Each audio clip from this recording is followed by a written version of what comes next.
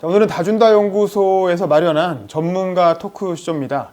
얼마 전에 돌아가신 이건희 전 삼성그룹 회장님 이후에 과연 삼성이 어떻게 될 것인가, 포스트 이건희 시대에 삼성 무엇을 할 것인가라는 주제로 삼성전자 부사장을 지내신 박광기 뉴퍼래덤 연구소 대표님을 모시고 이야기를 나눠볼 텐데요.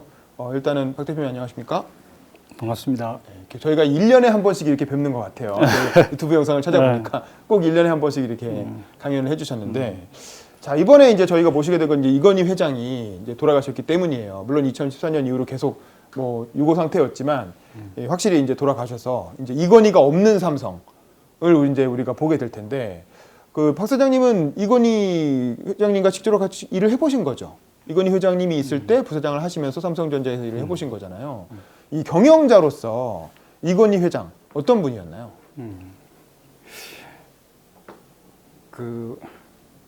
제가 이제 삼성이 이제 예전 직장이다 보니까 아마 이제 여기 계시는 분들이 저분이 이제 이 외부에 알려지지 않은 내부에 무슨 내밀한 얘기라도 할 수 있지 않겠나 하는 이제 그런 기대감도 있으실 거고, 또 한편으로는 아마 또 기업 출신이니까 기업 요즘 공정경제 3법이다 뭐다 많이 있으니까 기업을 또 이렇게 두둔하는 그런 말씀을 또 혹시 하지는 않을까라는 생각도. 신기업 인사가 아닐까. 네, 그렇죠. 그렇게 생각하실 수도 있겠고, 또 특정 기업의 이제 이 새로운 신사업에 대해서 이렇게 얘기하지 않을까라고 생각하셨으면 여러분들 실망하실 겁니다. 이제 지금 오늘 토픽이 이제 이건희 회장, 포스트 이건희 회장, 삼성은 무엇을 할 것인데, 이렇게 보면 포스트 이건희라는 것을 이제 우리 나라의 이제 재벌 기업으로 일반화를 시켜 보면 재벌 총수 3세 시대라고 할 수가 있겠죠. 그다음에 이제 그럼 삼성은 어떻게 할 것인가인데, 무엇을 할 것인가인데, 삼성은 또 우리 한국의 재벌의 대표 기업이니까 곧 한국의 재벌 기업과 우리 사회와의 관계, 요즘 그런 거기에 대해서 또 우리가 생각할 수 있을 거고, 무엇을 할 것인가는 이제 기자님이 말씀하신 것처럼 우리 재벌 그룹이 3세 시대에 과연 무엇을 할 것인가, 이제 이런 쪽으로 할 텐데, 먼저 이제 회장님은 제가 87년도에 입사를 했는데 87년도에 회장님이 되셨어요. 그런 인연이 있고, 그러니까 제가 입사하자마자 이제 저희 첫 회장, 물론 저는 이제 인터뷰 면접을 할 때는 이제 선대 회장님이 계셨지만 그랬고, 그다음에 이제 회장님이 지역 전문가라는 제도를 도입을 했는데, 이제 전 세계 모든 경제 용토에 우리 기업이 진출을 해야 된다 하는데, 제가 삼성그룹의 지역 전문가 1기입니다. 회장께서 지역 전문가를 앞으로 20년, 30년 후를 내다보고 양성을 하자라고 하셨을 때 그룹에서 6명을 보냈는데, 제가 그 중에 1기로 제가 이제 갔다 왔고. 이건희 회장이 뽑은 이건희 시대를 함께한 경영인이라고 할 수 있겠네요. 그리고 또 제가 이제 아프리카 지역 사장을 할 때는 2012년이죠. 더반 평창 올림픽 IOC 총회 때 저희 회장님하고 또 이제 이명박 대통령 한 2주간 제가 직접 이제 지금 김연아 씨도 같이 있었고 같이 하고 이제 그런 게 있는데, 자, 그건 이제 서설이고, 이제 제가 아까 이제 이 회장님을 이제 말씀하셨지만 제 개인 모시던 이제 회장님이기도 합니다만은, 이제 2세대죠. 현대든 삼성이든 LG든 창업자, 그다음에 이제 2세대 이제 이렇게 되는데, 우리가 흔히 이제 제가 이제 회장님 돌아가신 이후에 언론 이 기사들을 쭉 보니까 제2 창업을 하셨다, 이제 이런 말씀을 하시는데, 우리가 이건희 회장뿐만이 아니라 현대 같으면 이제 정몽구 회장님도 있고 LG도 있고 그런데, 이분들이 과연 제2 창업을 했느냐, 이걸 우리가 이제 봐야 되는 거죠. 그게 하나가 있고, 그 다음에 이제 두 번째는 이분들이 이 역할이라는 게 즉 이제 이렇습니다. 창업자가 1세대가 창업을 하면 1대와 2대는 그 창업한 사업과 기업을 성장시키는 역할을 합니다.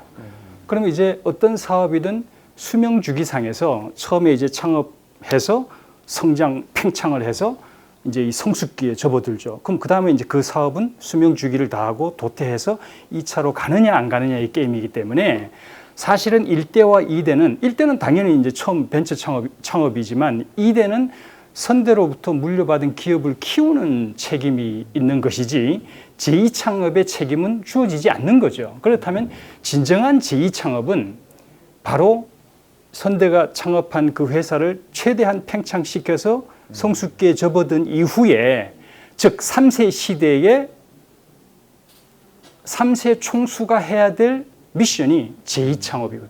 새로운 업을 일으켜서 다시 2차 도약으로 가야 되니까 그게 이제 하나가 있고 그다음에 이제 그 우리 회장께서 초인류라고 우리가 이제 흔히 우리 사회에서는 삼성을 초인류라고 얘기를 하십니다.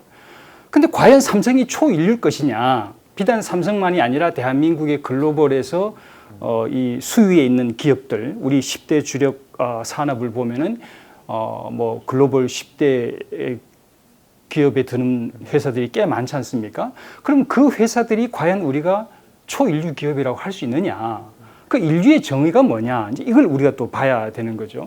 그 우리가 통상 얘기하기에 3류는 제품을 만들고 2류는 기술을 개발하고 인류는 생산된 제품과 개발된 기술을 운용해서 지식 서비스를 제공하는 그게 지금의 팡이나 까파의 플랫폼 경제 기업들이거든요. 요 시대에 지금 와 있는 거죠, 우리가. 그렇다면 진정한 초인류라는 것은 1등이 아니라 경쟁해서 1등이 아니라 남의 다른 이미 창업되어 있는 사업을 가져와서 더 경쟁력 있게끔 운영을 해가지고 사업과 기업을 거대하게 키워서 규모 면에서 1등이 되고 이익 면에서 1등이 되는 그 1등은 경쟁의 1등이지 않습니까? 진정한 인류는 탈경쟁이라고 저는 보거든요. 경쟁이 아닌 기존 시장에서의 경쟁이 아닌 새로운 시장을 창출하는 즉 새로운 사회 문제를 해결함으로 인해서 새로운 라이프 스타일, 새로운 문화를 가져왔을 때 그게 이제 진짜 진정한 인류고 존경받는 거라고 보거든요. 그럼 지금 대한민국에 있는 모든 글로벌 대기업들은 지금 여러분들 이미 눈치를 챘을 겁니다. 1대, 2대가 맥스로 키워놓은 상태에서 3대에서 물려받고 지금 그 사업들이 글로벌에서 상당한 수익까지 와 있단 말이죠. 1등으로 돼 있다는 거죠.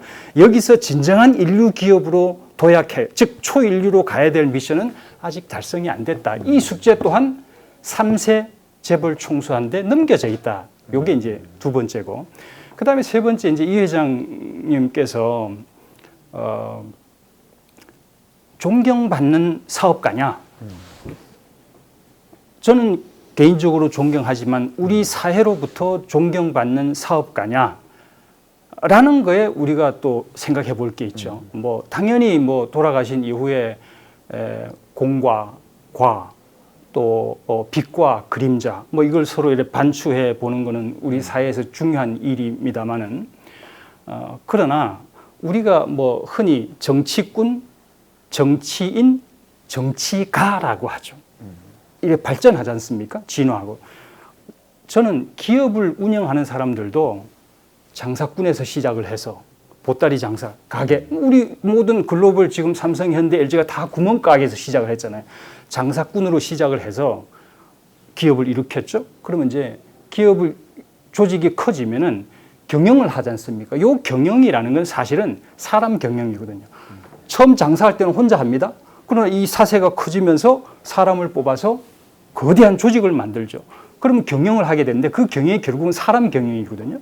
그 사람 경영을 해서 기업이 성장이 되면 그 성장된 기업을 가지고 어떻게 잘 이 사회에 컨트리뷰션 함으로 인해서 사회로부터 존경받을 때 우리는 그걸 사업가라 하거든요. 그럼 지금 무슨 소리냐면 대한민국은 탁월한 경영자까지는 많이 나왔어요. 배출이 됐어요. 그러나 진정 국민으로부터 우리 사회로부터 존경받는 사업가는 아직 나오지 않았다. 이 숙제 또한 이 회장님께서 꿈으로 가지고 계셨을 거예요. 그분이 10조, 100조 돈을 버는 게 그분의 꿈은 아닐 거고 아버지께서 즉 선대께서 사업보국이라는 창업 이념을 가지고 삼성이라는 거대한 기업을 만들어서 그 다음에 국민기업으로 즉 국민으로부터 사회로부터 존경받는 그 가문을 만드는 게 그분의 꿈이지 뭐 100조, 1000조 버는 게 그게 무슨 게 있겠습니까? 그렇죠? 그렇다면은 탁월한 경영자에서 우리 사회로부터 국민으로부터 존경하는 롤 모델이 되는 사업가가 나오는 그 창업가의 최초의 그 꿈은 아직 실현되지 않았다. 이건희 회장님은 그 꿈을 갖고 가셨다. 그 꿈 또한 누구한테 있느냐? 3대에 내려와 있다. 이렇게 저는 말씀을 드리겠습니다. 미완의 과제를 남기신 분이다. 세 과제를 남긴 거죠. 제2 창업의 과제, 진정한 제2 창업의 과제. 그 다음에 또 두 번째는 뭐라 그랬죠? 아까 제가 초인류. 진정한 초인류로 가는 길. 그 다음에 1등에서 인류로 가는 거죠. 그 다음에 이제 경영자, 탁월한 경영자를 넘어서 존경받는 사회사업가로 가는 길. 이 세 가지의 숙제가 이건희 회장께서 우리 사회 재벌 3세 총수들에게 남긴 과제다 이렇게 봅니다. 그러면 지금의 삼성은 그러면 그런 과제에 비추어 볼 때 어떻게 볼 수 있습니까? 그런 역할을 제대로 하고 있나요? 아니면 그럴 준비가 되어 있나요? 재벌 뭐 기업이라고 이제 얘기를 하면 이 3대 시대에서 감당해야 될 새로운 숙제들이 있습니다. 지금도 지금의 삼성은 어떻게 하고 있냐 이러면 바로 3세 시대를 얘기하고 현대, LG, 뭐 SK 다 마찬가지인데 3세 시대에는 예를 들어 아까 제가 말씀드렸죠. 1대 2대는 기업을 키우는 미션이 주어져 있다. 그래서 우리가 뭘 했습니까? 한국 재계 서열 메디 막 그 게임을 했지 않습니까? 그랬죠. 근데 아까 제가 경영자에서 사업가로 간다라는 거는 더 이상 재계 서열 즉 기업 사세를 키우는 그 게임에서 국민으로부터 사회로부터 누가 더 존경받는 가문을 만드느냐, 그룹을 만드느냐, 이 게임으로 이제 넘어간다는 말이죠. 그렇다면 1대, 2대는 기업을 키우는 역할, 3대는 기업, 할아버지와 아버지가 키워놓은 그 기업을 잘 활용하고 운용을 해서 사회로부터 존경받는 그런 이제 기업을 만드는 게 이제 그 꿈이라는 게 이제 미션이 다른 거죠. 주어져 있죠. 그게 이제 첫 번째고. 자, 그러면 지금 현재 3세 총수들은 아버지처럼 기업을 키우려고 달려들면 재계에서 우리 한국 재계에서 이번에는 2위로 한번 올라가 보겠다. 이러면 이건 아닌 거죠. 그렇죠? 그게 이제 하나가 있고. 그다음에 이제 두 번째로는 이 우리 사회가 이 성장을 할 때는 우리 국민과 재벌이 대립 관계가 아닙니다. 여러분들 그렇지 않습니까? 우리 경제가 성장할 때 그걸 뭐 낙수 효과라고 우리가 얘기할 수도 있지만 경제가 성장할 때는 재벌이 다 이제 우리 주력 산업의 앵커 기업들을 가지고 있기 때문에 낙수 효과로 인해서 우리 국민 다가 같이 성장하죠. 5,000불, 10,000불, 20,000불, 30,000불 다 이 효과를 이제 이게 끌고 가니까 누리기 때문에 재벌과 국민이 서로 이 같이 동반 성장하는 관계이기 때문에 반기업 정서, 반재벌 정서라는 얘기가 많이 나오질 않아요. 그런데 이 경제가 성숙기에 이르면 아까 제가 수명주기, 기업도 수명주기지만 한 나라의 국가 발전, 경제 성장기도 마찬가지 수명주기를 따라간단 말입니다. 그래 되면은 경제가 성숙기로 접어들면은 어떤 현상이 있느냐? 이게 정체가 되기 때문에 분배 욕구가 일어나요. 이제 내가 더 이상 성장을 못하기 때문에 그러면은 어떻게 되느냐? 격차가 확대되면서 반기업 정서, 반재벌 정서가 생겨나면서 재벌과 국민이 대립 관계로 변질이 돼요. 지금 그게 반재벌 정서의 뿌리 있거든요. 예. 그게 이제 그 두 번째가 있고, 그 다음에 이제 세 번째로는 이제 이 재벌 3세한테 이 주어진 미션이라는 게, 아까 제가 말씀드렸듯이 존경받는 사업가로 바꿔줘야 되는데 그러면 기업이 줄어드는데 자기가 뭐 존경을 받는다 이건 안 되지 않습니까? 그렇죠? 그러면 기업은 기업대로 또 성장하면서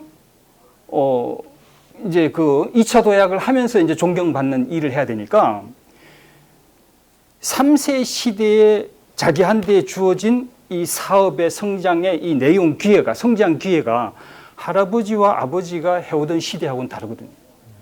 그걸 이제 소위 말하면 질적 성장이죠. 요즘 뭐 ESG다 뭐다 이제 이런 사회로부터 인정받는 그런 사회 문제를 해결함으로써 성장이 가능한 거죠. 그럼 이게 무슨 소리냐? 보세요. 이대가 승계를 할 때는 우리 사회에서 불법 승계다 이런 얘기를 많이 못 들었죠. 근데 왜 3세대에 와서 이렇게 뭐 편법 승계다 이 승계 문제가 이렇게 대두가 될까요?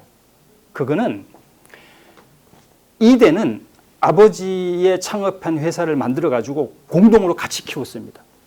우리 저 정주영 회장님, 정몽구 회장님이 이제 거의 자동차 사업을 키웠지 않습니까? 같이 키웠기 때문에 지금 현대차의 그 승계를 할 정당성이 당연히 인정이 되죠. 그렇죠? 그러나 3세들은 저 해외에 나가서 공부하고 있었습니다. 지금의 현대차, 지금의 삼성, 지금의 LG, 지금 SK를 키우는데 일조하지 않았다는 거죠. 우리 국민들이 바라보면 그게 사실이고. 그럼 뭐냐?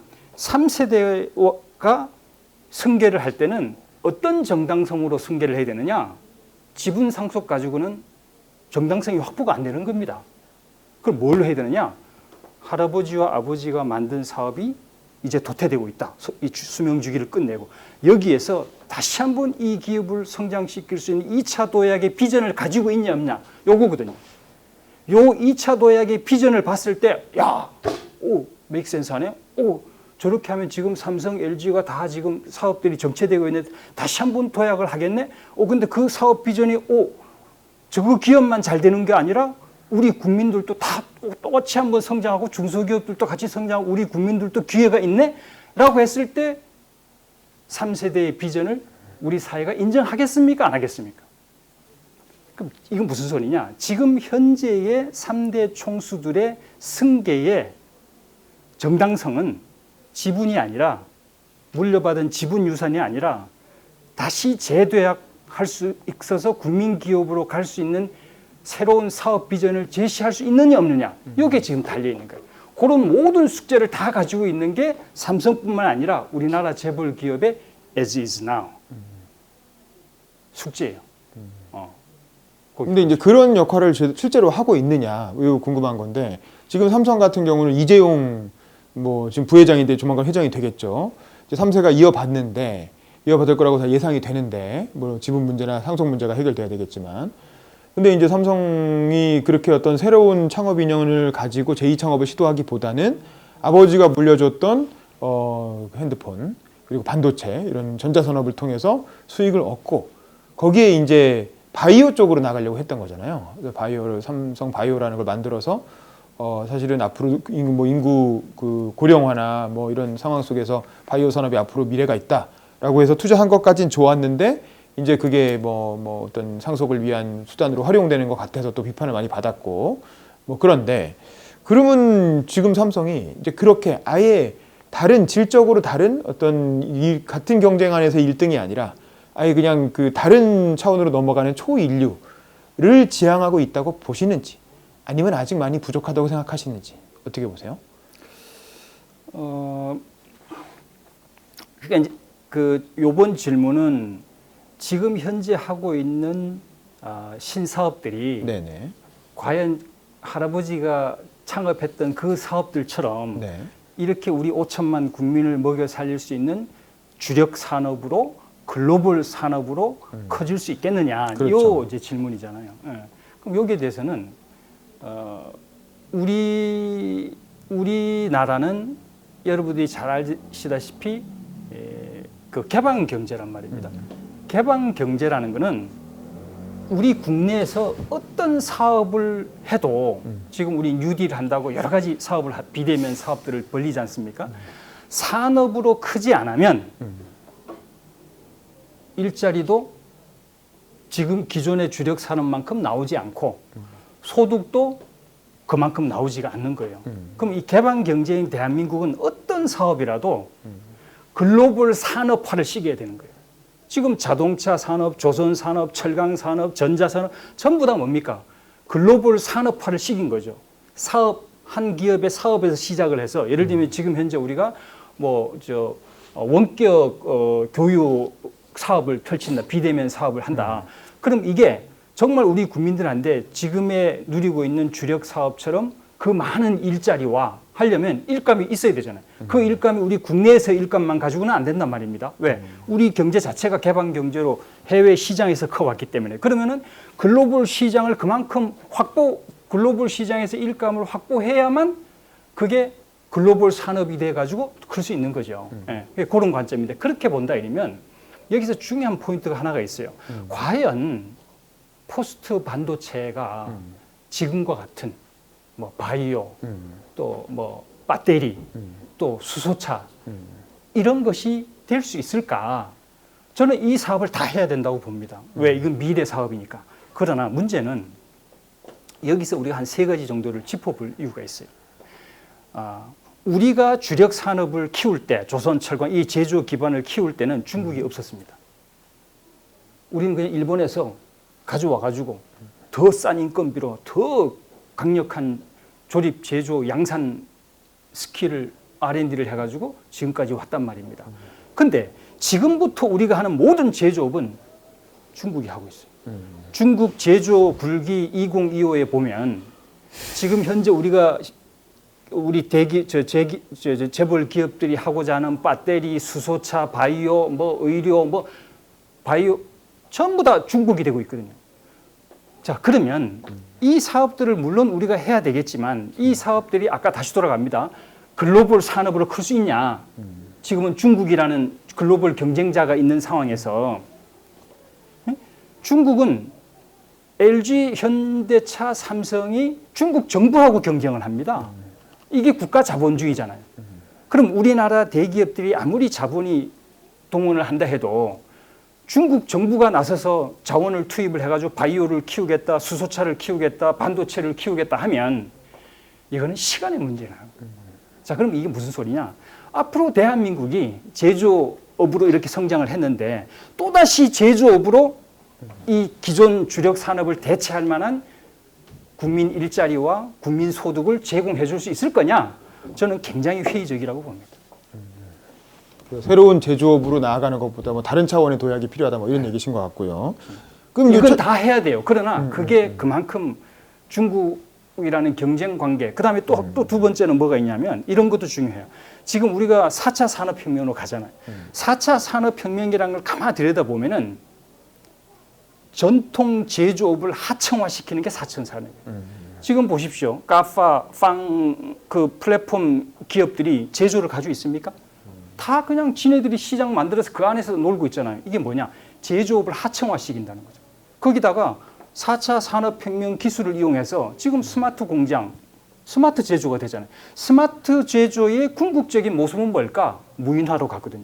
자동화, 무인화로 갈 수밖에 없단 말입니다. 물론 단순 조립 제조가 자동화로 가면은 여기에 또 이제 다른 사무직 업무, 연구 개발직 업무 같은 건 늘어날 수는 있겠죠. 그러나 제조업이 과거의 제조업이 아니라는 거죠. 산업 사회의 제조업이 그만큼 일자리를 창출하는 그런 제조업이 더 이상 아니라는 얘기죠. 자, 그렇다면 과연 일자리 측면에서도 이게 가능하냐? 이게 이제 또 나오는 거죠. 그렇죠?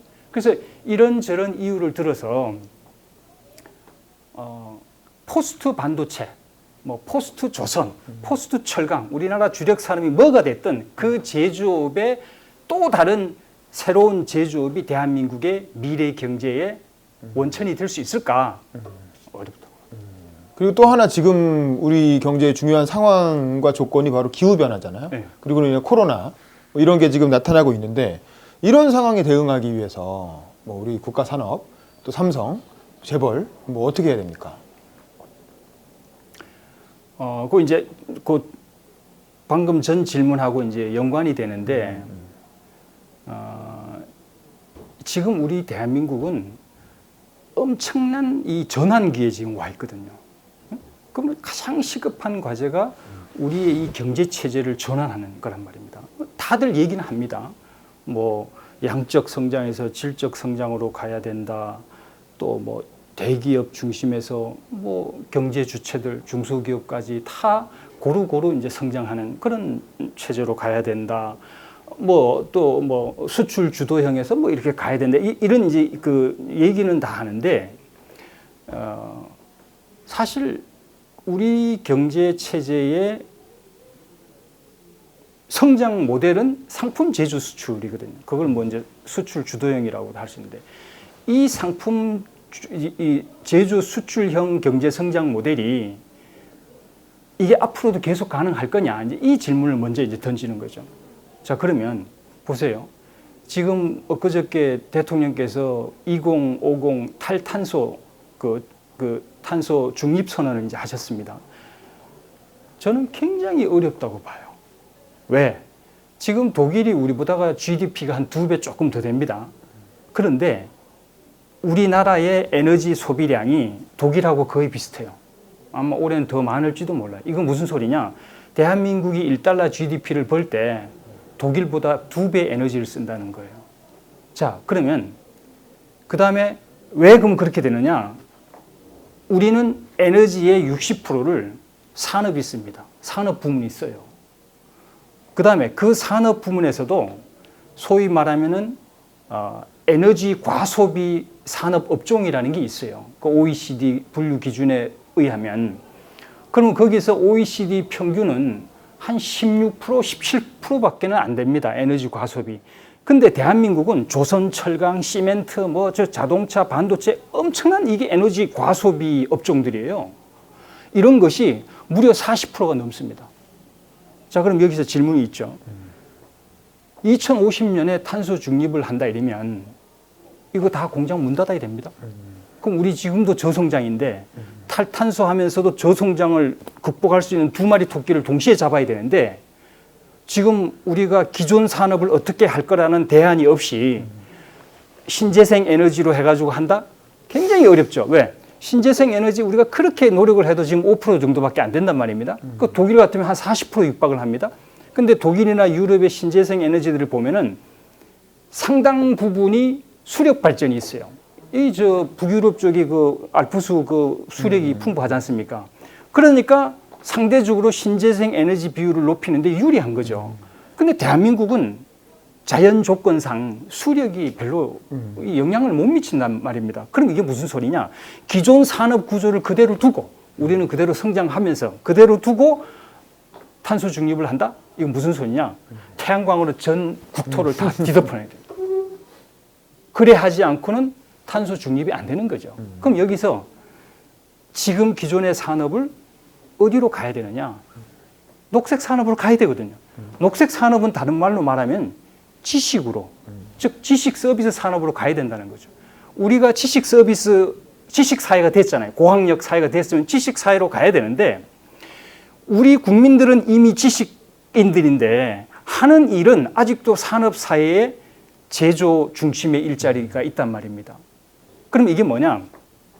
두 번째 이제 일자리 문제로 들어가는 게 아까 이제 탈탄소 얘기고 우리나라에 일자리가 없냐? 아니라고 보는 거죠. 일자리가 없는 게 아니라 우리 국민 수준에 맞는 일자리가 없는 거죠. 왜? 우리 사회는 지식 사회가 돼서 지식을 필요로 하는 그런 일자리를 지금 우리 청년들 그다음에 우리 이 장년들이 원하는데 저 시와 바늘 남동 공단에 가서 제조업 그 6대 뿌리 산업 그거 안 하려고 하거든요. 그 양반들 20년, 30년 전에 거기 근무하는 사람들 기술자라고 얼마나 우리가 대우받았습니까? 지금 우리 기술자라고 누가 우리 사회에서 그분을 존경하고 리스펙트하고 안 하지 않습니까? 왜? 우리 사회는 이미 지식 사회로 가버렸거든요. 그럼 어떻게 일자리는 산업이 주는데 어떻게 우리 대한민국의 이 산업을 지식 일자리로 바꿔줄 거냐? 이게 굉장히 중요한 거죠. 그다음에 그러면 이제 예를 들면 미국이 지금 일자리 유형이 한 3만 6천 개가 된다고 그래요. 근데 우리는 한 12,000개란 말입니다. 그만큼 제조 중심이니까 제조라는 게 뭐 간단하지 않습니까? 생산 라인의 일자리 다 똑같은 유형이지 뭐 지식 산업으로 가야 일자리 유형이 다양화가 되면서 그럼 우리 이제 그런 질문이 있는 거죠. 아, 우리 국민 일자리를 해결하려면 근본적으로 일자리 유형 자체를 확대를 해야 되겠구나. 일자리 유형을 확대를 하려면 제조업 가지고는 한계가 있으니 지식 서비스 산업으로 가야 되겠구나. 이 숙제는 이미 나오는 거예요. 자, 그러면 아까 탄소 중립을 하기 위해서는 녹색 산업으로 가야 된다고 했는데 녹색 산업이라는 게 지식 서비스 산업이라 그랬고 그다음에 일자리를 또 고부가 같이 지식 일자리로 바꿔주려면 또 역시 산업을 지식 서비스 산업으로 또 가야 되는 거예요. 그다음에 마지막 한 가지는 일본이 지금 굉장히 어렵잖아요. 근데 일본이 기술이 부족해서 저렇게 어렵습니까? 아니거든요. 그 일본이 제조 강국에서 지금 아직도 여전히 소부장, 원천 기술을 가지고 있는 소부장 강국인데도 불구하고 잃어버린 20년, 30년을 지금 계속하고 있단 말입니다. 이 얘기는 일본이 이 제조라는 이 경제 성장 모델에서 못 벗어나고 있는 거예요. 근데 여러분들 미국을 한번 보십시오. 코로나 때문에 미국 경제가 지금 잠시 침체돼 있지만 코로나 이전만 해도 미국이 유일하게 선진국 중에서 고도 성장을 구가하던 나라였어요. 먼저 제조 강국이었다가 그게 이제 일본하고 독일이 따라오니까 금융 파이낸싱으로 갑니다. 금융 파이낸싱에서 또 뭐 영국이다 뭐다 홍콩 싱가포르가 따라오니까 어디 정보 기술 강국으로 갔어요. 여기 HP라든지 애플이라든지 뭐 IBM 있었잖아요. 그다음에 또 이제 뭐 일본이다 한국이 전자 쪽으로 따라오니까 어디로 갔느냐? 플랫폼 경제로 갔어요. 즉 빵이나 카파 플랫폼 중심의 디지털 경제로 갔죠. 지금 우리 디지털 경제 얘기를 이제 하잖아요. 이 얘기는 전 세계 경제 주체 중에서 가장 먼저 디지털 경제로 바꿔진 나라가 미국이거든요. 그래서 미국은 지금도 성장하고 있는 거란 말이에요. 그러면 대한민국은 제조 강국에서 그 다음에 어디로 갈 거냐? 지식 서비스로 가야 된단 말이에요. 모든 선진국은 결국은 지식 서비스로 가니까 그럼 어떤 지식 서비스로 갈 거냐가 이제 문제겠죠. 자, 그러면 아까 제가 그랬죠. 글로벌 산업으로 만들기 위해서 또 이런 이 국가의 경제 체제를 바꿔주기 위해서 이거를 정부가 할 수 있습니까? 아니거든요. 지금 대한민국의 주력 산업의 앵커 기업들인 LG, 삼성, 현대, 뭐 SK 이런 대기업들이 체제를 바꿔야 되거든요. 제조기업에서 지식 서비스 기업으로 바꿔줘야 돼. 그래야 그 밑에 있는 생태계가 전부 다 지식 서비스로 같이 옮겨갈 수 있고 대한민국 경제 체제 전체 다가 지식 서비스로 갈 수 있는 거예요. 그러면 지금의 이 재벌 기업들, 즉 이 글로벌 대기업들의 경제 이창업을 어떻게 하느냐에 따라서 대한민국 경제 체제가 바뀌어지는 거예요. 그런 걸 지금 가지고 있는 거예요. 숙제를 우리 재벌 대기업들이. 그래서 이제 삼성을 비롯한 기존의 재벌 대기업들이 제조업 위주에서 지식 서비스 산업으로 넘어가야 된다. 그렇죠. 3세대, 그 재벌 총수 3세들의 어떤 여기에 부과된 과제는 그런 거다. 그렇죠. 뭐 이런 말씀이신 건데, 알겠고. 근데 이제 그런 걸 하려고 보니까 그 전에 일단은 재벌이 제대로 된 법과 그 원칙에 맞게 운영을 해야 되는 거 아니냐. 국회에서는 이제 그래서 공정경제 3법이라고 해서 이슈가 되고 있잖아요. 이렇게 하고 한쪽에서는 또 기업 규제가 너무 심하다. 그래서 기업 규제 3법. 뭐 이러면서 이제 정계와 재계가 사실은 이 법과 제도를 놓고 지금 갈등하고 있는 이런 상황인데 이거 진보와 보수 사이에 또 논란이 되고 있고 이런 상황에서 이 정계와 재계의 갈등 구도 뭐 어떻게 넘어서야 된다고 생각을 하세요?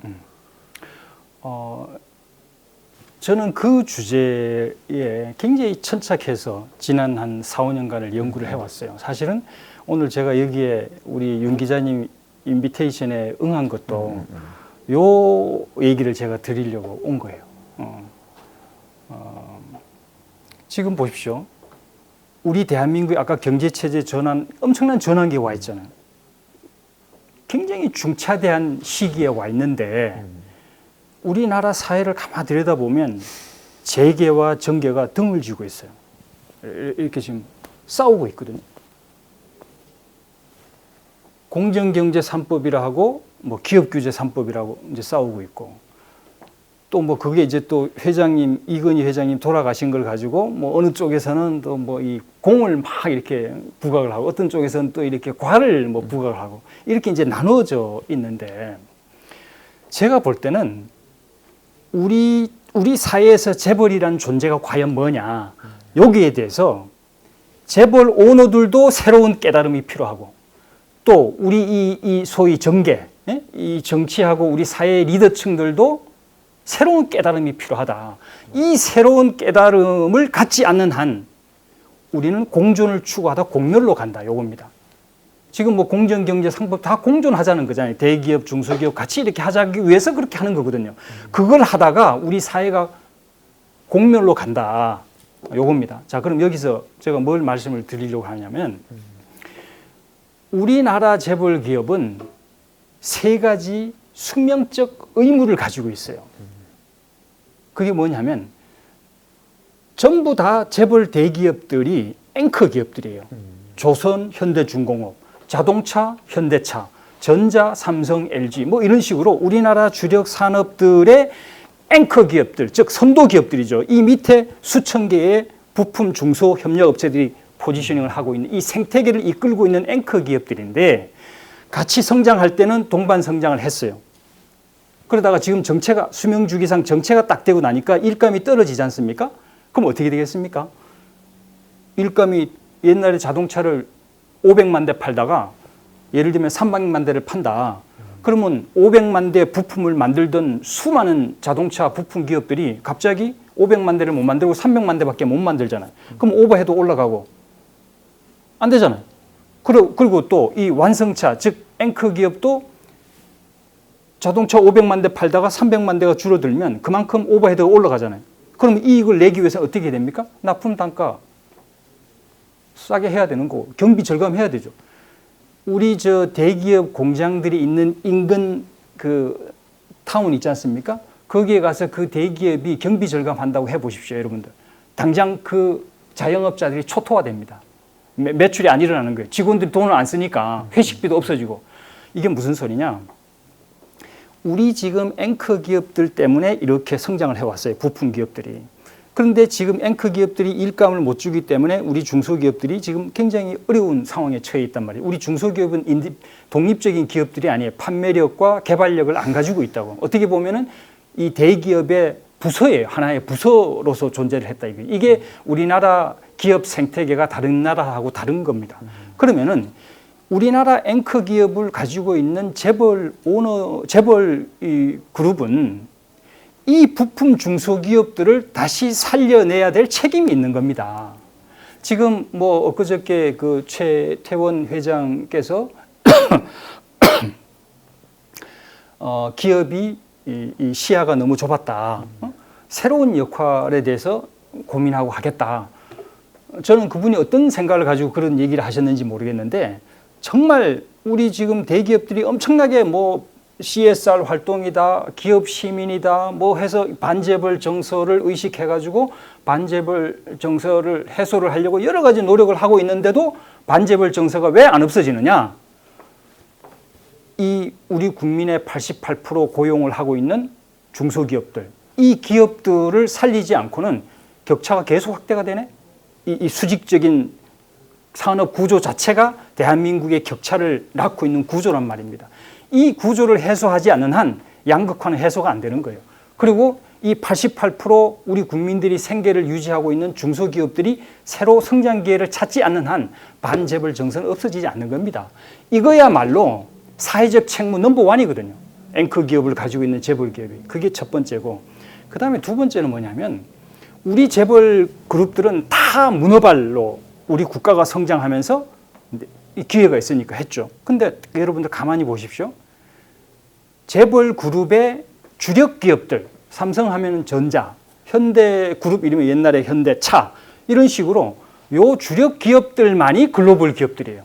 나머지 다른 관계사들은 뭐냐면 주로 내수 중심 기업들이에요. 뭐 현대증권, 뭐 삼성생명, 뭐 다 이제 내수에서 큰 기업들인데 지금 대한민국 경제가 내수가 정체가 돼 있단 말입니다. 어느 정도 성장이 됐으니까. 그럼 여기서 그 거대한 이 문어발로 뭐 50개, 60개 이 재벌 그룹들이 관계사가 있고 그 밑에 중소 협력업체들이 또 다 이게 달아붙어 있단 말입니다. 그런데 정체가 딱 돼버리니까 이 조직을 유지하려고 하는 비용, 이 유지 비용이죠. 이거 대기업들이 정부 눈치 보면서 해고도 쉽게 못 한단 말입니다. 그럼 이 거대한 조직을 유지하려면 이 유지 비용이 우리 사회 전체로 뻗어나가서 돈을 걷어들여요.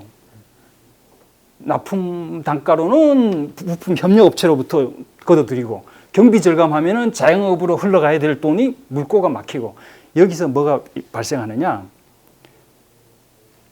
이 재벌 그룹의 관계사의 내수 기업들의 이 조직 유지 비용이 우리 사회 전반으로 퍼져나가는 속도와 스케일이 정부에 의한 2차 분배 속도보다 훨씬 빨라요. 이건 무슨 소리냐? 아무리 정부에서 2차 분배를 해가지고 소득 격차를 줄여주려고 해도 이 속도가 더 빠르다 이거지. 왜? 지금 기업들이 성장이 매출 정체가 돼 수축이 되고 있으니까. 그렇죠? 그럼 이건 무슨 소리냐? 재벌 그룹의 이 관계사, 내수용에 있는 이 관계사들이 내수 시장을 떠나서 새로운 어떤 해외나 이런 데서 성장 기회를 찾지 못하고 안에서 이 좁은 우물 안에서 웅크리고 있는 한 격차는 점점 더 확대된다. 그럼 이 격차 확대를 하는 이 격차를 해소할 책임이 누구한테 있습니까? 또 재벌 기업한테 있는 겁니다. 그 다음에 세 번째. 우리가 이 성장기에 기업을 일으킬 때는 저 공장 폐수 흘러가도 80년대, 뭐 70년대 우리 먹고 사는 게 급했기 때문에 그게 눈에 안 들어옵니다. 근데 우리가 3만 불 사회가 딱 되면서 우리 국민 의식이 올라가면 환경, 선진국으로 따지기 시작하는 거예요. 그럼 그 당시에 이 기업이 크면서 많은 비용들이 사회화됐죠. 지금 그게 우리 뭐 여기 저 미세먼지다, 환경 오염이다, 이 모든 것들이 결국 뭡니까? 사회화된 비용들이 다시 돌아오고 있는 거죠.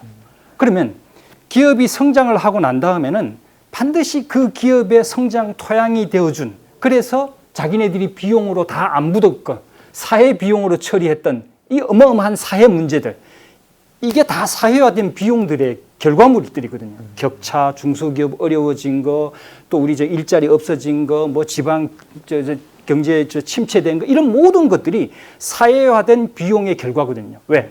그 우리 국민들이 글로벌 대기업 몇 개를 키우려고 선택과 집중해서 집중적으로 우리가 몰아서서 켰거든요.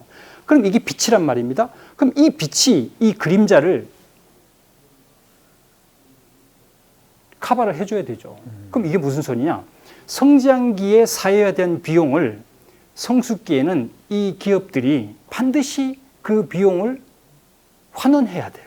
이걸 사회환원이라 하거든요. 사회환원이라 가지고 이익 남은 거 가지고 무슨 뭐 NGO 단체에다가 헌금하고 이게 사회환원이 아니고 진정한 이 우리 사회가 맞닥뜨린 이 공동체의 문제를 해결함으로써 사회환원이 일어나는 거거든. 왜? 그 비용 자체, 그 사회 문제 자체를 이 기업들이 성장하면서 일으켰기 때문에.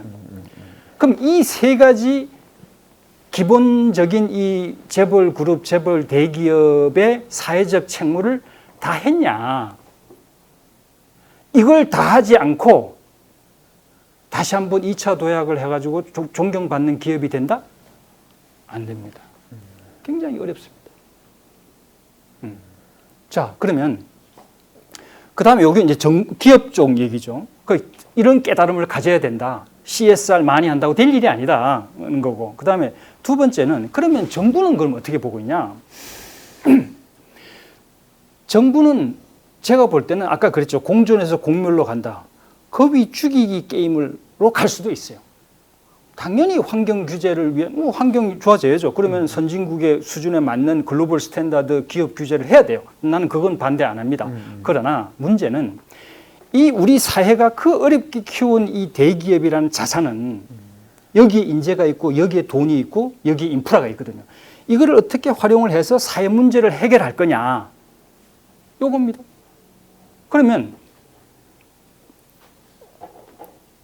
스웨덴 같으면은 스웨덴이 굉장히 사회주의적인 맞아요. 우리가 이제 복지 국가를 늘 거기에 하잖아요. 그럼 우리 사회가 스웨덴에서 배워야 될 거 안 배우는 게 하나가 있어요. 우리는 지금의 복지 국가를 만든 이 모습만 벤치마킹을 하지 이 복지 국가가 되기 위해서 어떤 과정을 거쳐 왔는지가 없는 거예요.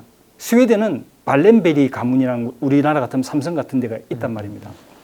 그러면 스웨덴이 우리처럼 제조 강국이고 우리처럼 몇몇 대기업들이 글로벌 기업들이 돈을 벌어들이는 거고 또 스웨덴도 우리처럼 재벌을 해체하자. 막 실업률이 20% 30% 막 넘어가면서 재벌을 해체하자는 바람이 엄청나게 불었어요. 그런데 그 당시에 그 스웨덴의 리더들이 깨달은 거죠. 아, 이게 거위 죽이겠다. 그리고 또 발렌베리 가문, 거위를 죽이는 격이다. 발렌베리 가문도 깨달은 거죠. 아, 이게 우리가 정말 국민한테 이 사회에 기여하는 기업으로 거듭나야 되겠다라고 서로 해서 협약을 한 거죠. 그래서 발렌베리 가문이 지금 뭐 160년 되는 그런 장수 기업이 되면서 5대까지 그 이제 경영권을 보장해주면서 스웨덴 그 경제 발전에 기여해서 오늘날의 복지 국가를 만드는 데 기여를 했단 말입니다. 자, 그러면 우리 이 정치 쪽에서는 우리나라의 이 재벌이라는 존재를 어떻게 볼 거냐. 아까 그랬죠. 이 개방 경제이기 때문에 우리는 일자리와 국민들의 이 높은 소득을 제공을 하려면 반드시 글로벌 산업화를 시켜야 된다. 글로벌 산업화를 누가 해야 되느냐? 지금 엊그저께 창업 벤처 기업들이 글로벌 산업화가 되겠습니까? 아니거든요. 그동안에 우리나라가 키워온 글로벌 대기업들의 이 날개를 이용해서 우리 사업을 그 위에다 얹어야 되거든요. 새로운 산업을. 그래야 이게 글로벌 산업이 된단 말입니다. 그럼 지금부터 대한민국이 미래에 어떤 신산업을 하든 글로벌 산업으로 키우려면은 글로벌 대기업을 활용을 해야 되는 거예요. 견제가 아니고 활용을 해야 돼요. 재벌 견제에서 재벌 활용으로 패러다임이 바뀌어야 된다는 말이죠. 아까 우리 재벌들도 그 깨달음을 갖는다는 전제 조건 하에 그렇죠? 그다음에 지금 우리가 보세요. 외교와 경제가 한 덩어리가 됐습니다. 예전에는 외교와 경제는 따로 이렇게 갔는데 지금은 이게 한 덩어리가 됐어요. 우리가 미국하고 중간한데 낀게 있는 것도 결국은 경제 문제가 같이 엉켜 있기 때문에 그렇거든요. 그럼 이건 무슨 소리냐? 앞으로 우리의 미래는 국제사회에서 대한민국의 미래는 반드시 정부와 기업이 한 몸이 돼서 가야 돼요. 정경유착이 아니라 정경협업이 돼야만 우리 보이스를 낼 수가 있는 거예요. 그리고 그럼 이게 무슨 소리냐? 우리가 만약에 예전에 스웨덴에서 떠들었듯이 재벌 해체를 만약에 했다면, 그건 안 했지만 이렇게 해가지고 반재벌 정세에 의해서 결국은 재벌 해체 쪽으로 갔다 이러면 개방 경제의 재벌 해체는 즉 대기업, 이 글로벌 기업을 그 기업 자체를 없앤다는 건 아니지만 하여간 이 재벌이 가지고 있는 이 그룹의 이 경제력 이걸 갖다가 이제 해체한다는 거는 개방 경제의 무장 해제하고 똑같은 거예요. 국제사회에서 우리의 무기를 잃어버리는 거하고 똑같은 거다 이거지. 그래서 그런 관점에서 본다 이러면 외교적인 툴이 될 수 있는 거죠. 그다음에 아까도 얘기했듯이 그런 사회화된 비용을 환원하기 위해서는 중소기업들을 다시 이렇게 세워야 되는데 그 격차를 만들어내는 그런 걸 해소할 수 있는 힘이 누구한테 있느냐? 다른 경제 주체인 대기업들한테 있거든요. 지금의 재벌 그룹들한테. 그러면 해외로 나갈 때는 우리의 외교 툴이 외교의 무기가 되고 또 지금에 있는 국내 격차 문제를 해소하는데 또 주력 경제 주체가 또 되고 그 다음에 또 우리 글로벌 미래 산업을 키우는데 글로벌로 나가기 위한 앵커를 역할을 또 대기업이 해야 된다 이러면 이 대기업은 너무너무 소중한 자원인 거예요. 자, 그러면 정계에서도 이 대기업이 경제력 집중이다, 이 나쁜 놈이다라는 관점에서 견제하고 이걸 하려고만 하지 말고 그거는 글로벌 스탠다드로 규제해야 될 건 하되 어떻게 우리 국민이 키워놓은 재벌을 활용할 거냐, 활용해서 격차 해소도 하고 글로벌 산업도 키우고 외교력도 올리고 할 거냐, 요 관점으로 옮겨가야 된다. 요거죠. 근데 이제 그런 걸 하려고 했던 게 박근혜 정부, 이명박 정부였던 것 같은데 결국에는 예를 들면 뇌물 같은 걸 받고 그 다음에 이제 상속을 대신 상속 문제를 해결해주고 이런 식의 이제 딜로 비친 거죠, 국민들이 보기에는.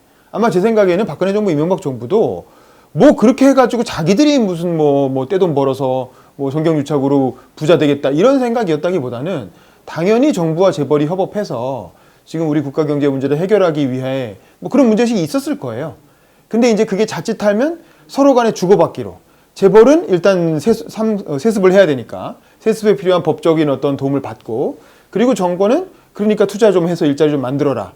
이런 식의 이제 주고받기처럼 보이면서 결국엔 비판을 받았고 그게 지금 삼성의 위기로까지 법적 소송이 되면서 지금 이재용 부회장이 자꾸 법정에 들락날락거리고 감옥도 갔다 오시게 되는 이렇게 된 거잖아요. 그래서 결국에는 그런 신뢰관계를 만들기가 참 어려운 것 같은데 국민들이 보기에 아 저놈들 정말 제대로 하고 있구나, 같이 이렇게 협력해볼 만한 파트너구나 라고 느껴지기가 참 어려운 것 같아요. 맞습니다. 그래서 결국에는 아까 대표님 말씀하신 것처럼 사회 문제 해결형 창업, 단순히 돈을 벌기 위한 창업, 몸집을 키우기 위한 창업이 아니라 한국 사회가, 지금 우리 사회가 겪고 있는, 또 넓게 보면 이제 세계가 겪고 있는 그런 사회 문제를 해결하기 위한 창업으로 나아가야 된다. 그게 제2창업이라는 거고, 그렇죠?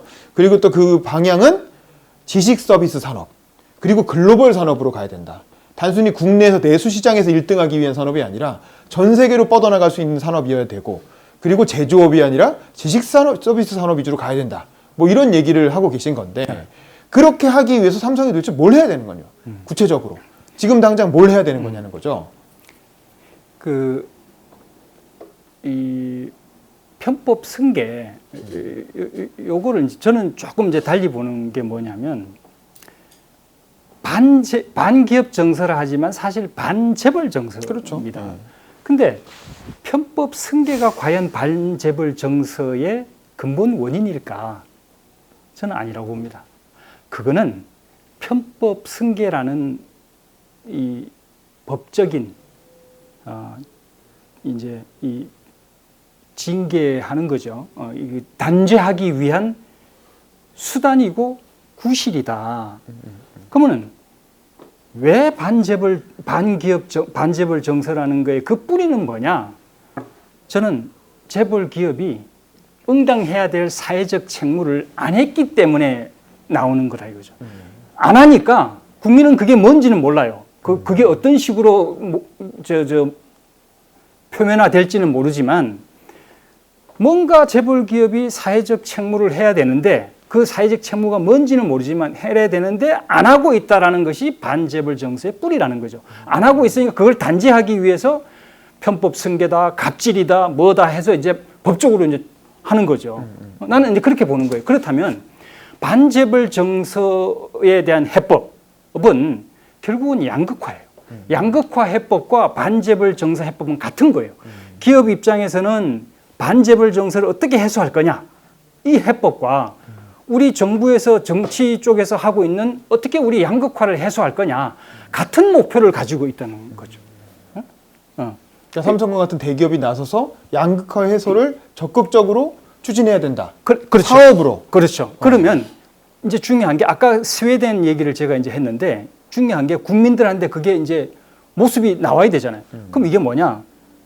재벌과 국민 간의 사회적 대타협 비전이 나와야 되는 거예요. 그 비전을 얘기를 들으면 저렇게 하면 우리 중소기업도 같이 크고 우리 국민도 다시 크고 우리 국가 경제가 다시 한번 도약하고 글로벌하게 우리나라가 다시 한번 이렇게 하겠네? 지금 우리 국민들이 희망이 없잖아요. 이 나라가 뭔가 이렇게 다운이 되고 저성장되고 이러다 보니까 그럼 다시 희망을 갖네? 라고 느낄 수 있는 비전을 제시를 해야 된단 말이에요. 그럼 그게 뭘 거냐거든요. 지금 질문하시는 게 요거거든요. 자, 그럼 여기서 우리가 이런 게 있습니다. 지금 우리나라의 산업 정책이라는 게, 이게 산업 정책을 얘기를 해야 되거든요. 왜? 그 산업 정책을 실제 현실화시키는 거는 큰 기업들이 주도해갖고 이루어지는 거니까. 우리나라 산업 정책이라는 게 크게 보면 세 가지입니다. 하나는 신산업 육성, 둘째 창업 벤처, 세 번째 기술 개발 투자예요. 우리 이걸 15년, 20년 동안 해왔어요. 지금 저 노무현 대통령 있을 때부터 뭐 13대 주력 산업, 뭐 8대 주력 산업, 뭐 지금도 뭐 8대 하잖아요. 그죠? 지금도 바이오, 수소차, 뭐 시스템 반도체 뭐 해가지고 하는데, 그렇게 10수년간을 신산업을 육성한다고 했는데 신산업 육성이 됐습니까? 아니잖아요. 지금도 아직도 그 신산업 중에 우리 주력 산업을 대체할 만한 산업은 안 나타나고 있다는 거죠. 자, 그리고는 매년 매 정권마다 성장률이 4%, 3%, 2%, 작년에 2%까지 떨어졌잖아요. 아마 금년도는 뭐 코로나 때문에도 하겠지만은 뭐 거의 제로나 뭐 이렇게 되겠죠. 자, 그 다음에 창업 벤처. 창업 벤처를 하겠다고 우리가 뭐 이스라엘을 벤치마킹하고 뭘 하고 하는데, 이스라엘은 기름이 없는 중동 땅에서 할 게 없으니까 쟤들은 벤처마크는 없단 말이에요. 그러다 보니까 미국에 또 유대인이라는 거대한 그 커뮤니티가 있으니까 여기서 벤처, 기술 벤처를 해가지고 조금만 저거 하면은 저기서 뜨게끔 돼 있단 말입니다. 그런 구조가 있어가지고 거기가 된 거지. 우리 대한민국은 신생 국가도 아니고, 아니란 그 벤처로 큰 나라도 아니라는 거죠. 우리는 40년, 50년 동안에 우리 국민들이 혼신의 힘을 다해서 만들어 온 주력 산업이 있다는 거죠. 글로벌의 리딩 이 주력 산업들. 이 주력 산업들을 어떻게 디지털 기술들을 접목을 해서 고부가 지식 서비스 산업으로 진화시킬 거냐가 우리 대한민국의 산업 정책이 돼야지 새로운 기술 개발하겠다. 지금 우리나라가 R&D 예산은 글로벌 1, 2예요. 이스라엘, 한국 뭐 1, 2위예요. 그렇지만 우리가 그걸 코리안 패러닥스라고 그러잖아요. R&D 혁신 성과는 OECD에서 제일 핫발이에요. 왜 그러냐? 아무리 돈 투자해도 성과가 안 나오는 거야. 왜? 우리 강점이 그게 아니라는 얘기거든. 그러면 결국은 대한민국의 이 산업 정책이 기존의 지금 이 세 가지 방향에서 기존 산업을 어떻게 진화시킬 거냐로 가야 되는데 이게 저는 제2 창업이라 하는 거예요. 그러면 삼성이 됐든 LG가 됐든 아니면 대한민국의 조선산업이 됐든 자동차 산업이 됐든 전부 다 제2 창업 시대다. 대한민국은 지금. 그럼 대한민국의 산업 정책은 제2 창업 시대로 가야 된다. 자, 그럼 여기서 삼성과 같은 현대차와 같은 LG와 같은 기업들이 어떻게 국민 경제와 상생하게끔 대타협 비전을 제2창업 비전으로 제시할 수 있을 거냐 이러면은 예를 들면 이겁니다.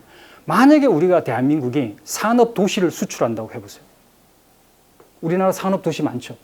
그 산업 도시를 수출한다. 지금 보면은 무슨 뭐 롯데건설이 베트남에다가 롯데 그 도시를 신도시를 만들고 또 중동에다가 또 무슨 신도시를 만들고 이제 하는 겁니다.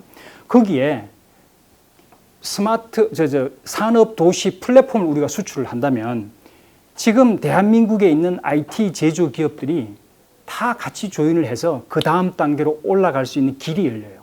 예를 들면 우리 CCTV 있잖아요. CCTV가 지금 중국제가 들어오니까 더 이상 우리 CCTV 만드는 업체들이 돈을 못 벌어요.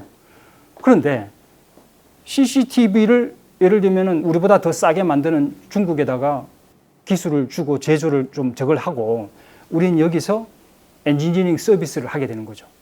우리는 일감이 이제 경쟁력이 없으니까 일감이 줄어들었는데 한 달에 예를 들면 10만 대를 만들다가 지금 5만 대밖에 못 만든다는 거죠. 그러면 우리가 줄어든 일감 설비 놀고 있으니까 그걸 이제 베트남이든 뭐 중국이든 옮겨가지고 거기에 돌아가서 일감이 확보가 되면 우리는 뭘 만들 수 있느냐. 옛날에는 CCTV에 들어가는 센서가 제일 핵심 부품이라면 그 핵심 부품을 우리는 몇 개를 만들었어요. 50만 개를 만들었잖아요. 근데 저 가서 일감이 1000만 대가 됐네. 핵심 부품을 50만 대 만들다가 1000만 대를 만드는 거예요. 100만 대. 훨씬 더 고부가치 부품을 만들잖아요. 그럼 이것만 가지고도 우리는 엔지니어링 서비스 기업으로 제조기업에서 엔지니어링 서비스 기업으로 바뀔 수가 있고 그다음 엔지니어링 서비스 기업으로 바뀌면 이제 여력이 생기잖아요. 당장 공장이 문 안 닫아도 된단 말입니다. 돌아가니까. 그럼 거기서 어떻게 되냐? 지식 서비스 산업을 띄는 거예요. 어떻게 띄느냐? CCTV를 가져와가지고 여기에다가 IoT 센서를 집어넣어가지고 데이터를 컬렉팅해서 방범 솔루션 서비스를 파는 지식 서비스 기업으로 바뀌어지는 거예요. 미생물 우리 정수기를 만들던 제조기업이 이 정수기가 중국이 만드니까 이제 경쟁력이 없어요. 근데 그 정수기에 들어가는 미생물 기술을 활용해가지고 하천 정화 사업을 해요. 갑자기 환경기업, 지식 서비스 기업으로 바뀌어지는. 그런 이와 마찬가지로 대기업이 주도가 돼가지고 산업도시 수출 플랫폼을 만든다. 또는 대기업이 주도를 해가지고 맞춤형 산업화 플랫폼을 만든다. 맞춤형 산업단지를 한 미얀마 랑군에다가 한 미얀마 지금 산업단지 만들고 있잖아요. 거기에다가 대기업이 앵커가 돼가지고 각종 미얀마에서 필요한 생필품 기업들을 다 종합을 해가지고 맞춤형 산업단지를 만든다. 거기에 수백 개 기업들이 간다. 일감을 확보한다. 여기서는 핵심 부품과 기술을 전수를 한다. 지식 서비스 기업이 되는 거예요. 그 여력으로 한 단계 더 위로 올라가죠. 그 다음 또 이제 지식 서비스 기업으로. 엄청나게 많은 기회들이 있죠. 예를 들면 대우가 세계 경영을 했습니다. 대우는 국가 종합 개발 사업을 했거든요. LG와 삼성이 제품을 파는 수출을, 상품 수출을 했다면 김우중 회장은 중앙아시아의 한 나라를 통째로 개발 사업을 했거든요. 그 나라 대통령하고 만나가지고. 그럼 거기에 대우건설, 대우자동차, 대우호텔, 대우유통 다 들어가는 거예요. 그리고 그 밑에 있는 중소협력업체들까지도 데려가는 거예요. 이렇게 된다면 우리나라에 LG발 중동 붐이 일어날 수 있고 삼성발 중앙아시아 붐이 일어날 수 있고 현대발 저 중동 붐이 일어날 수 있고 거기에 수많은 계열사들이 다 따라 나갈 수가 있죠. 그럼 아까 계열사들이 국내에서 유지 비용 때문에 어렵다 그랬잖아요. 그러면 이게 나가면 거기에 달려있는 부품 협력 업체들도 같이 나갈 수 있는 길이 열리잖아요. 또 그런 것도 있고. 그 다음에 또 대중문화 한류 플랫폼이라고. 예를 들면은 CJ 같으면 이제 문화 기업이다 이거죠. 그럼 CJ가 만약에 대중문화 한류 플랫폼을 탁 했다. 그러면 앞으로 이제 이게 4차 산업혁명 시대는 제품 소비 시대에서 콘텐츠 소비 시대로 넘어가거든요. 이 공장이 다 자동화가 되고 이러면 노동력이 필요 없어요. 그럼 사람들이 여가 시간이 더 많단 말입니다. 그럼 그 여가 시간 동안에 훨씬 더 많은 자기 발전을 위한 콘텐츠 소비를 그럼 상품 소비 시대에서 콘텐츠 소비 시대로 넘어간단 말이에요. 콘텐츠를 만드는 건 전부 연구 개발이거든요. 이거는 지식 서비스 산업이잖아요. 자, 그러면 거기에 우리의 게임 산업이라든지 강남에 있는 학원부터 뭐 콘텐츠 우리 저 웹툰부터 여기 다 달아붙어 가지고 어마어마한 대중문화 한류 기반의 콘텐츠 플랫폼을 만들 수 있어요. 그럼 지금 저 강남에 있는 뭐 조그만 콘텐츠 기업들 많잖아요. 거기다가 그 글로벌 플랫폼에다 얹어보세요. 대한민국의 요 몇백만 명 학생들만 상대로 하다가 갑자기 77억의 세계로 퍼지네. 대기업이 우리 글로벌 우리나라 중소기업과 우리나라 국민들을 끌어안아 가지고 일자리를 고부가 지식 서비스 일자리로 바꿀 수 있는 플랫폼 사업 비전을 터트려야 된다는 거죠. 각 그룹마다 강점들이 있거든요. 얘들은 뭐 CJ 같으면 콘텐츠 뭐 이런 거에 강하고 대중 문화 한류 이런 거에 강하고 또 현대 같으면 건설 뭐 이런 데 강하고 삼성 같으면 또 뭐 LG 같으면 이제 뭐 전자 이런 쪽에 강하니까 전자 같으면 이제 산업 도시 수출하면 그게 나중에 스마트 시티로 되거든요. 스마트 시티가 되면 또 얼마나 많은 그 도시 문제 솔루션 요소 기술들이 다 들어갑니까? 환경, 안전, 교통, 뭐 교육 뭐 다 들어가잖아요. 이 기업들이 전부 다 제조기업들이 이 플랫폼 속에서 지식 서비스 기업으로 도약할 수 있는 거죠. 제2 창업을 할 수 있는 거죠. 그러니까 우리 재벌 기업들이 그런 안목을 가지고 지금에 있는 우리의 강점들, 이걸 어떻게 우리 국민들의 강점, 이걸 어떻게 활용을 해가지고 지식 서비스 산업으로 갈 거냐 해야 우리의 강점이 발휘가 돼가지고 지속 가능하고 차별화가 되는 거지. 저 바이오가 돈 된다, 저 수소차 하지 말라는 게 아닙니다. 그게 지금의 주력 산업만큼 우리 한데 일자리와 소득을 주기가 어렵다는 얘기예요. 그렇다면 정말 지금의 주력 산업을 대체할 수 있는 일자리는 바로 지금 기존에 있는 주력 산업을 한 단계 지식 서비스 산업으로 방금과 같은 플랫폼 사업 비전으로 대기업들이 주도해가지고 국민 경제와 상생할 수 있는 그런 길을 열어야 된다. 그게 진정한 제2창업이다. 그게 반재벌 정서를 해소하는 길이다. 그게 대한민국이 2차 도약하는 길이다. 요겁니다. 그러니까 우리가 경험한 사실은 산업구조 조정이나 혹은 이제 경제 성장의 방식은 예를 들면 대통령이 이병철을 불러서 혹은 정주영을 불러서 임자는 조선을 한번 해보지, 임자는 자동차를 한번 해보지, 이런 식으로 해가지고 특정 산업을 찍어주고 그게 대박이 나서 세계적으로 인류 기업이 되고 그래서 뭐 돈을 벌고 하청업체가 많이 생기고 뭐 낙수 효과가 일어나고 뭐 이런 방식이었는데 그런 방식으로 이제 더 이상 안 된다는 거죠. 안 되는 거죠. 그렇게 해가지고 예를 들면 이제 반도체가 어느 정도 수명이 다한 것 같으니까 바이오로 한번 가볼까? 그런 식으로 해서 새로운 산업을 찍어가지고 그 산업을 뭐 정부가 밀어주고 금융을 대주고 이렇게 해가지고 성장하는 방식은 이제는 더 이상 안 되고 중국이라는 존재가 있으니까 그게 아니라 대기업이 새로운 플랫폼 산업으로 거듭나야 된다는 거죠. 플랫폼 사업으로 거듭나서 그게 일종의 산업도시 수출 프로젝트가 되든 기존 산업을 활용한 플랫폼이죠. 그렇죠. 네. 그런 방식으로 해서 한 단계 진화하는 형태의 제2창업을 해야 된다. 뭐 이런 얘기를 하시는 걸로. 거기서 한 가지만 제가 더 말씀드리면 아주 중요한 포인트인데 우리가 지금 신산업 이러면 뭐 바이오 BT라고 그러죠. 바이오 테크놀로지, 나노 테크놀로지, 뭐 저 환경 테크놀로지 ET라고 그러죠. 뭐 그다음에 요즘은 컬처 테크놀로지까지 나왔어요. 뭐 BT, IT, 뭐 CT, 무슨 NT 뭐 엄청나게 돈 되는 미래 신산업들이 백화점식으로 쏟아지고 있어요. 그걸 정부가 나서 가지고 이게 좋다 저게 좋다 그게 되겠습니까? 박정희 시대는 아무것도 없는 맨손이었잖아요. 당연히 돈도 없고 인재도 없고 기술도 없단 말입니다. 당연히 정부가 딱 선정해갖고 이거 돈 되겠네 해가지고 가져와가지고 거기다가 국민들 봉급 주고도 봉급 반틈은 다 강제 저축시켰잖아요. 그 돈 다 몰아가지고 그걸 지금 키웠단 말입니다. 그러나 지금은 아니거든요. 지금은 전 세계 인구 밀도 대비 최대의 기업 과밀 구조를 가진 게 대한민국이에요. 수많은 경제 주체들이 대한민국 안에 있다 이거지. 이 사람들이 미래에 뭐가 돈 된다는 걸 정부보다 훨씬 더 잘 알아요. 수소차가 됐든 바이오가 됐든 그건 그냥 냅둬도 그대로 간다 이거죠. 정작 정부가 해야 될 일은 뭐냐. 지금 우리 5천만 국민을 먹여 살리는 기존 산업들, 조선산업, 철강산업, 뭐 자동차 산업 이 지금 떨어지고 있잖아요. 이 산업들이 어떻게 지식 서비스 산업으로 바뀌게끔 출구를 마련해 줄 거냐. 구조개혁의 이 로드맵을 마련해 줄 거냐. 이게 사실 정부가 해야 되죠. 이게 뉴딜이 해야 될 일이거든요. 그런데 문재인 정부에서 발표한 뉴딜은 뭐 그런 것보다는 약간 뭐 스마트 뉴딜, 그린 뉴딜, 뭐 지난번에 우리가 한번 토론을 했었죠. 그런 식으로 본질을 건드리기보다는 약간 이제 표면적인 산업 구조의 어떤 본질보다는 약간 이제 곁다리를 잡고 있는 것 같다. 뭐 그런 얘기는 지난번에 한번 토론을 하면서 하셨고. 그 여기서 속도 딜레마가 중요하거든요. 그 기존 산업이 무너지는 이 수축되는 그 속도가 신산업이 육성되는 속도보다 훨씬 빠릅니다. 우리가 도망가는 속도보다 우리 후발주자 중국이 추격해오는 속도가 훨씬 빨라요. 그렇죠?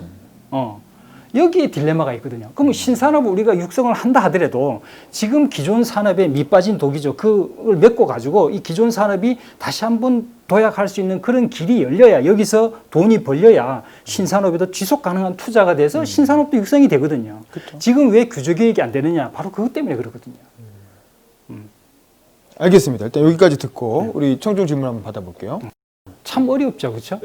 그 사실 우리가 우리나라의 기업 구조를 이래 보면 앵커 기업인 대기업이 있고 글로벌 기업이죠 보통. 그 밑에 1차 협력사가 중견 기업이라고 우리가 해요. 매출 한 3천억 정도 되는. 그 다음에 2차 밑에 이제 그 2차, 3차, 4차 이렇게 내려가는데 2차부터 그 밑으로는 대부분 다 뿌리 산업이에요. 뭐 주조, 금형, 가소. 그 다음에 또 뭐 소성 가공, 그 다음에 뭐 열 처리, 표면 처리 이런 이제 그 뿌리 산업들인데 굉장히 열세하죠. 인원이 뭐 10명 뭐 이런 내외 기업들이 거의 7, 80%가 되니까. 그 다음에 이제 1차 밴더라는 거는 그나마 이제 여기서 이제 2, 3차에서 뿌리 산업에서 만든 제품들을 사가지고 하고 모듈로 이제 조립을 해가지고 최종 앵커 기업한테 공급하는 이제 그런 구조가 되어 있는데 지금 1차 중견 기업들은 많이 밖으로 나갔어요. 이미 도망갔죠.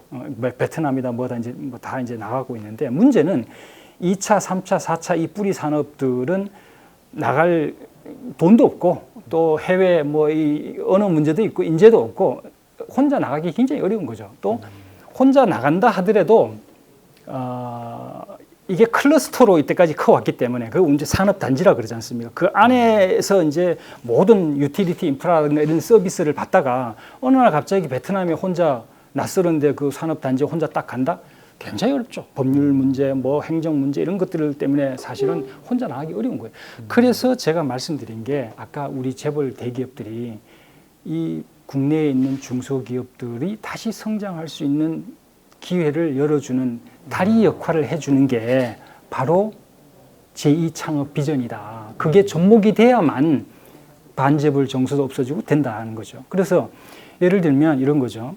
지금 한 미얀마 산업 단지에 뭐 누가 될지 모르겠습니다만 섬유가 이제 메인이다. 섬유에 어떤 뭐 대기업이 하나 앵커로 나갑니다. 그럼 우리나라 이제 뭐 대구 뭐 달성 섬유 산업 단지에 있는 기업들이 이제 같이 거기를 나갑니다.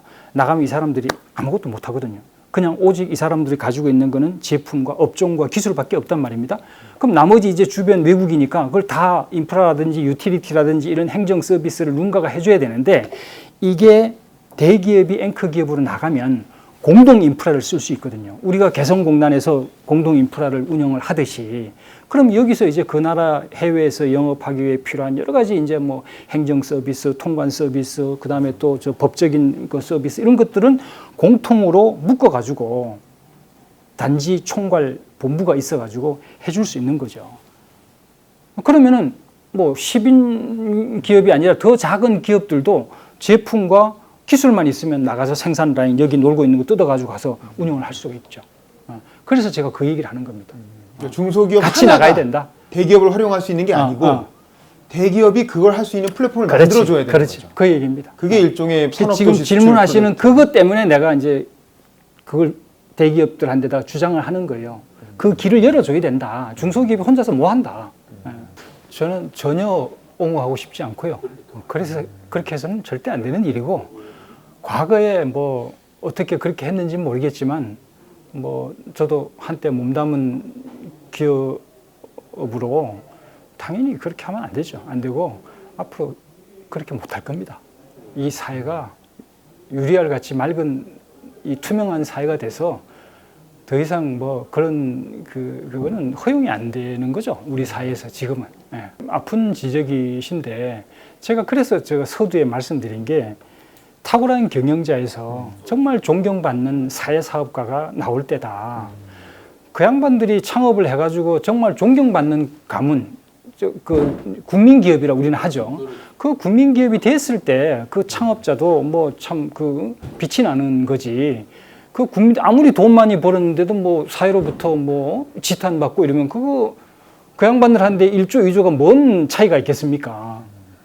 예, 저는 정말 그 길로 가야 되고 정말 지금이야말로 대한민국의 롤 모델이 나올 때다. 그 수많은 재벌 총수들 중에서 딱 한 사람이 누군가가 정말 국민들한테 공감을 일으킬 수 있는 이 대타협의 비전, 민생 국민 경제를 살리면 상생하는 그런 제2창업의 비전을 가지고 나올 때 지분 문제 없거든요. 지분이 하나도 없어도 되거든요. 국민들이 지지하는데 그걸 누가 어떻게 하겠습니까? 저는 그런 롤 모델 한 사람이 그게 누가 될지는 모르지만 나온다면 대한민국의 이 기업과 이 국민들과의 사이는 확 바뀔 거라고 봅니다. 이재용 부회장은 어떻게 생각하세요? 그런 롤모델 될 수 있을까요? 또 그분이 지금 같은 이제 많은 그 시련과 사회의 이제 여러 가지 그 지적이라든지 이런 걸 받으면서 본인 스스로 이제 깨침이 올라가겠죠. 저는 반드시 그렇게 돼야만 삼성이 앞으로 지속 가능한 거지. 삼성이 무슨 새로운 뭐 저 반도체 뭘 더 하고 뭐 저 바이오를 더 해서 돈을 더 잘 번다고 삼성이 영속 가능할 거냐. 그렇게 해가지고 그분 시대에 삼성이 뭐 돈을 더 많이 벌었다 해가지고 그 사람이 해피할 거냐. 저는 절대 그렇게 생각하지 않거든요. 정말 그분들한테 즉 3세 시대에 그분들이 원하는 바는 저는 그렇게 믿고 있어요. 네? 뭘 믿고 있느냐?